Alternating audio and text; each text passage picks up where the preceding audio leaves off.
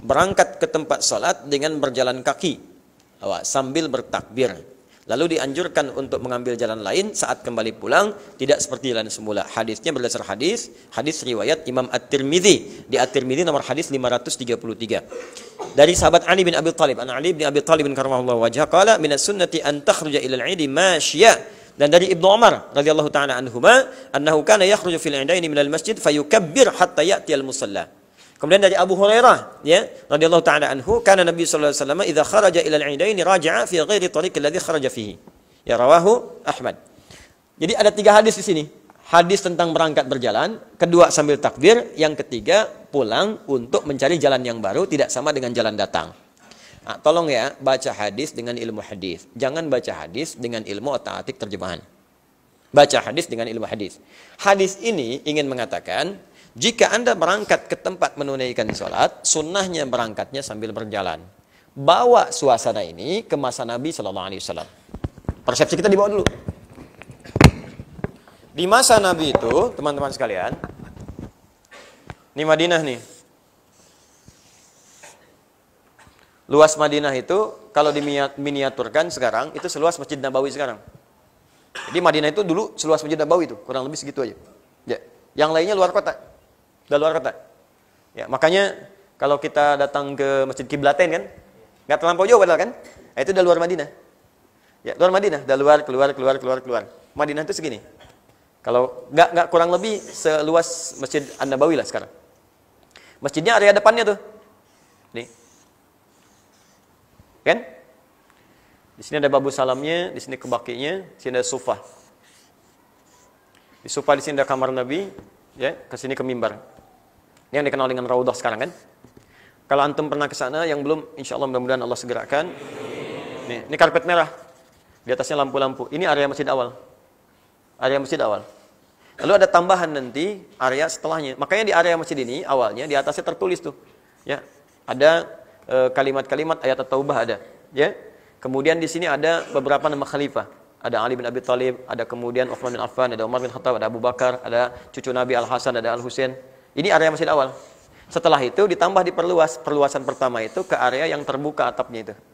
Ya, Pak, setelah masjid yang asli ini ada area terbuka di sini. Nah, ini area-area awal. Setelah itu baru perluasan. Selebihnya tempat-tempat tinggal para sahabat. Rumah-rumah sahabat ini kan? Ini terusnya. Ini area lapang. Ini ke awali. Nabi suka ngajak sore-sore belajar anaknya, cucunya Al-Hasan Husain cari susu. Ya, jalan-jalan ke sini.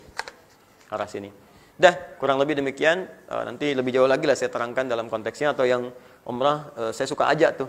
Ini tempatnya begini, ini di sini, ini rumahnya Umar bin Khattab waktu hijrah ke Madinah. Ini di sini, ini awal mula, kemudian untanya berhenti saat putar-putar rumah buaya Al-Ansari dan seterusnya. Ya.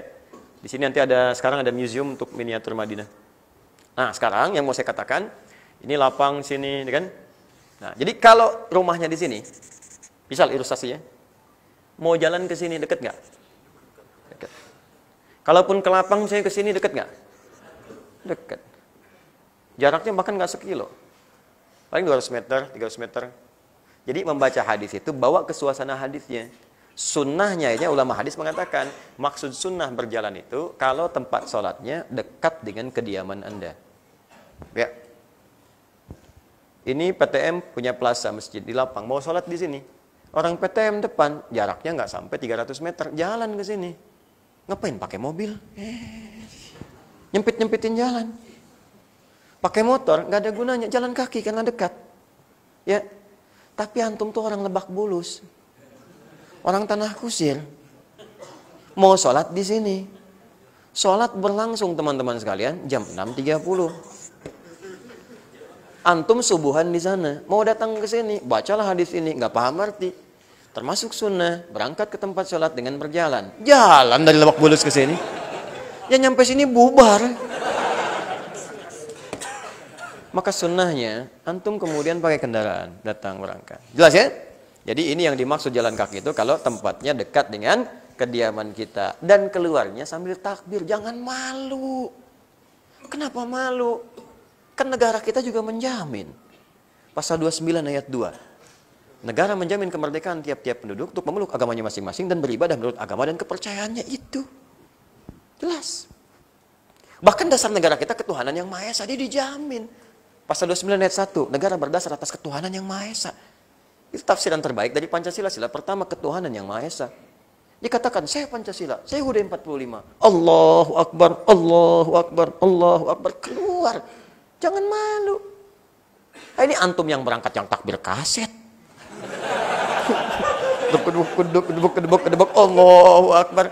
Yang masuk surga Sony.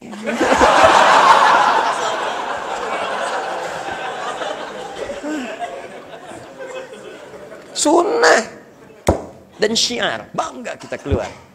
Ingat, kalimat takbir itu kalimat yang memiliki saham besar untuk kemerdekaan negara kita. Bangga dengan takbir negara kita merdeka. Makanya masuk ke bacaan undang-undang. Pembukaan undang-undang dasar kan jelas, atas berkat rahmat Allah yang Maha Kuasa. Dan dengan didorongkan oleh keinginan luhur. Keinginan luhur itu ditaruh di belakang setelah atas berkat rahmat Allah yang Maha Kuasa. Karena semua orang itu punya keinginan luhur. Sudah didorong-dorong, ayo merdeka, merdeka, merdeka, merdeka, merdeka. Tapi nggak dapat-dapat. Keluarlah kemudian datang orang-orang berjihad. Allahu Akbar, Bung Tomo. Allahu Akbar, Surabaya. Allahu Akbar, resolusi jihad. Allahu Akbar, keluar. Keluar dengan tombak. Tombak. Wa ma ramaita idh ramaita walakinna Allah rama. Bukan mereka sengaja melempar, tapi Allah yang menggerakkan dengan kalimat. Allahu Akbar, keluar semangat, spirit. Jenderal Sudirman, seorang pengajar di SMP Muhammadiyah. Ngajar. Ginjal cuma satu. Berangkat, pimpin tentara. Kenapa yang nggak dipilih Kasman Singa di Mejo? Kenapa bukan yang lain? Yang punya karisma-karisma militer misalnya. Tidak dipilih Jenderal Sudirman. Orang saleh, orang baik, pimpin. Belajar antum dikirnya Jenderal Sudirman itu, keluarkan. Luar biasa gitu. Itu yang jadi bangga. Tuh yang jamin undang-undang, pembukaannya, Pancasilanya. Ya sudah, ayat gak usah ditanya. Ayat Qur'annya sudah. Banyak ayatnya. Di antaranya Quran surah ke-2. Ayat 185, paling ke di sebelah bawah. Walitukabbirullaha ala ma hadakum, supaya engkau bisa bertakbir bahagia. Keluar takbir, Allahu Akbar, Allahu Akbar, Allahu Akbar. Dan saya sarankan jangan sendiri-sendiri berangkat, komplek tuh bareng-bareng. Wah, kita di sini ada PJS, ada PTM, ada Greenview. Muslimnya keluar bareng-bareng semua. Begitu keluar bareng-bareng, Allahu Akbar, Allahu Akbar, Allahu Akbar. Pandu dari sini yang di lapang. Allahu Akbar, Allahu. Rasanya lain, Pak. Bu. Gak percaya silakan praktekkan. Tahun ini aja kita buat. Keluar. Dari gerbang paling sana. Ini bareng keluar. Kita kompakkan nanti keluarnya. 6 kurang 1/4 keluar semua. Takbir. Allahu Akbar, Allahu Akbar. Bisa jadi asbab hidayah itu. Keluar. Dan itu indah gitu. Indah. Coba deh. Beli Allah coba. Bedakan rasanya. Rasakan bedanya. Pasti akan terasa bedanya. Lain. Sentuhannya lain. Itu melekat kepada jiwa. Kalau dalam bahasa cinta kan, sentuhlah ia tepat di hatimu, maka ia akan jadi milik untuk selamanya. Ya. Tapi kalau bahasa syariat, hunjamkan takbir dengan bahasa jiwamu, maka itu akan merasap ke dalam hatimu. Itu langsung ke fitrah kita, itu tembus itu.